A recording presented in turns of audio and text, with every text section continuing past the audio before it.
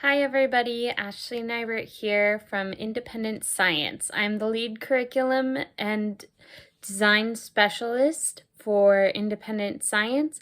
I have a bachelor's degree in chemistry with a minor in biology, and I love learning about different ways that chemistry and biology can impact the environment. So my favorite sensor is the flow rate sensor, and I am going to show you real quick how that helps impact our day-to-day lives. Now, one of the things that we can do in order to enhance our environmental consciousness is to see how much water exactly is it that we are using in one day. So we're going to use the flow rate sensor real quick in my bathtub at home to figure out how much water my bath uses at one point in time. And I will show you how to do the calculations with that. So I've got my Talking LabQuest going on in the background, and I am going to have it where I can line up my flow rate sensor with my bathtub in order to figure out how much water flows across per second, and this is going to be in meters per second. So I'm going to turn on my bath and going to make sure with my hand that my flow rate meter happens to go across that. And then I am going to fill my flow rate meter.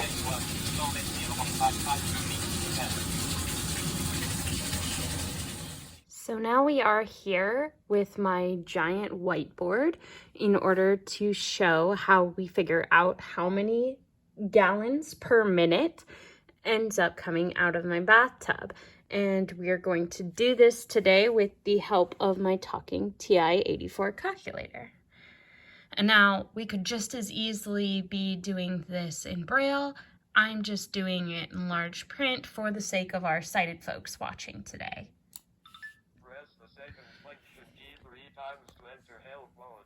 So we know from the Talking LabQuest data that we had 0.592 meters per second was our average water flow rate.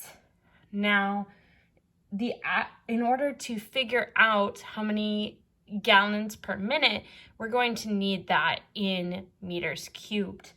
So in order to do that, we need to take a cross section from the bathtub, which I know my bathtub uses about 2 inches wide by 1 inch long for a cross section. Now, as you can see here, my data is in meters, and we're going to want to keep that in meters. So because of that, I know that 0.2025 meters is 1 inch.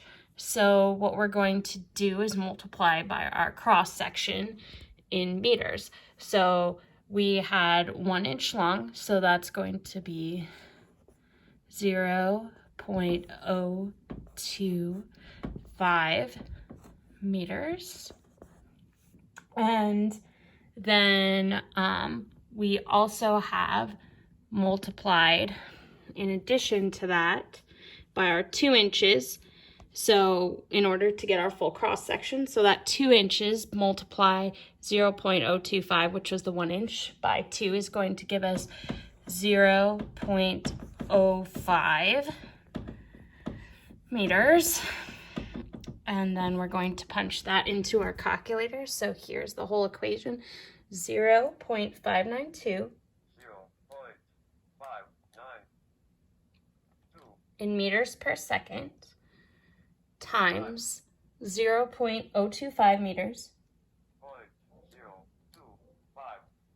times 0.05 meters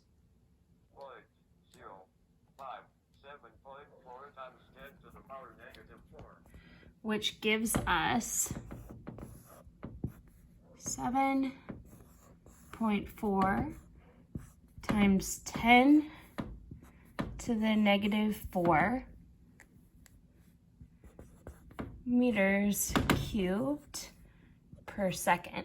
Now we got that meters cubed because we have here meters, meters, meters, and when you multiply those out, we get our meters cubed, and then seconds here underneath, so that ends up with our units being meters cubed per second.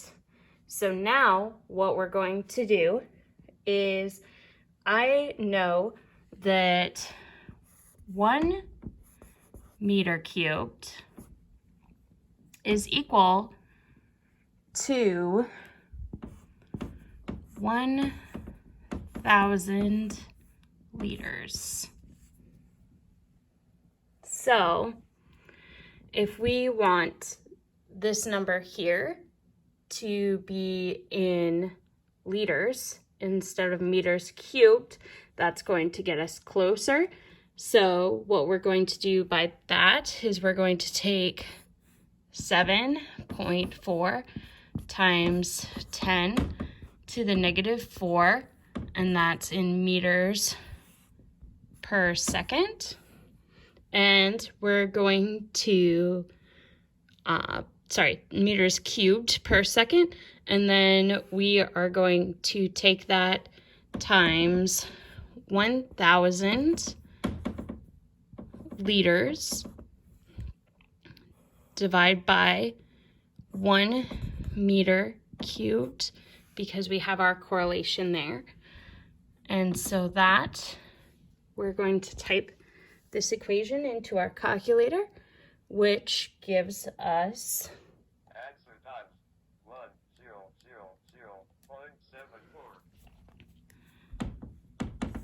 0.74 liters per second, because we got rid of our meters here and our meters cubed here and our meters cubed here, and we're left in liters per second for our dimensional analysis. So we have 0.74 liters per second. Now, most people tend to like that in gallons. So now we have that 1 gallon equals 3.785 liters. And so with that, we can take our 0.74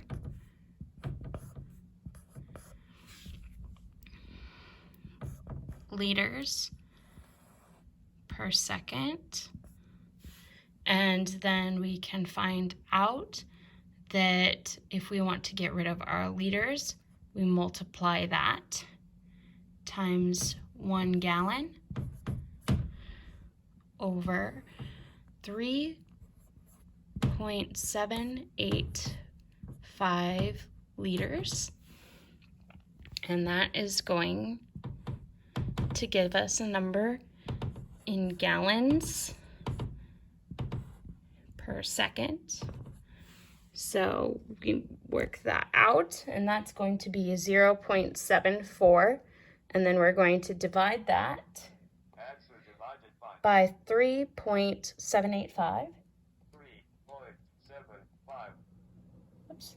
And I forgot the 8 there, so we're going to go back. 3.785.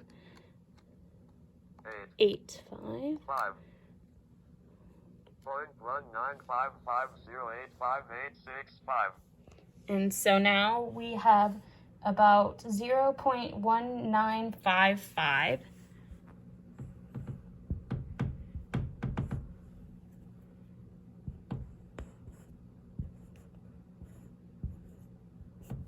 And that is a number in gallons per second. Now, I am not going to want to just turn on my bathtub for 1 second.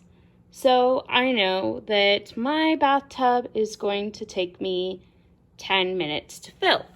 So in order to do that, we now take 0.1 1955. Sorry, I wrote that wrong on the last one. Let me double check this with my calculator. 0.1955085865. 0.1955. So we have 0.1955. So I need to correct this here and make it 5. And then we have 0.1955 gallons per 1 second. And then I know that there are 60 seconds in 1 minute. So if we multiply that, then we're going to get our number in gallons per minute. Answer time 11.73051519.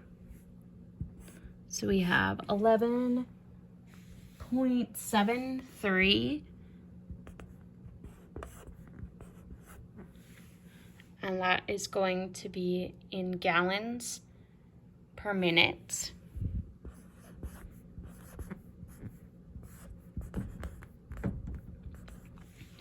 And now I know that it's going to take 10 minutes for me to fill my bathtub.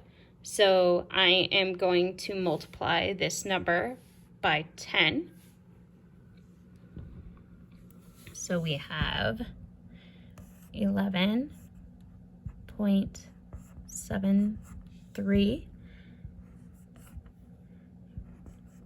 gallons per 1 minute. And our bathtub takes 10 minutes to fill.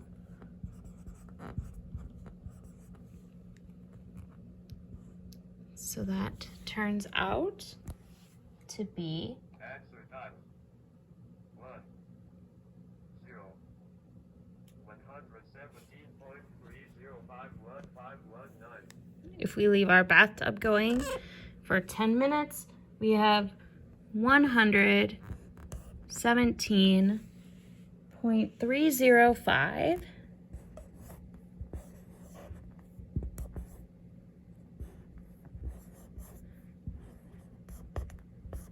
gallons of water used. So that is going to be our total here. I'm going to box that. And this is important to know for your environmental chemistry, so that you now know that every time you take 10 minutes to fill your bathtub, you have used 117.305 gallons if you're using my bathtub, which the difference is going to be yours is going to be different. But for mine, every time I take a bath, I'm going to use 117.305 gallons of water if I use 10 minutes and fill it all the way. So this helps me to keep my environmental chemistry in my mind to figure out when it might be best to use that bath versus that shower. And we have used this today thanks to our LabQuest, the power of mathematics, a talking calculator, and taking the lab home so that we can work and still learn our general chemistry and environmental chemistry processes from home. Thanks for meeting me today.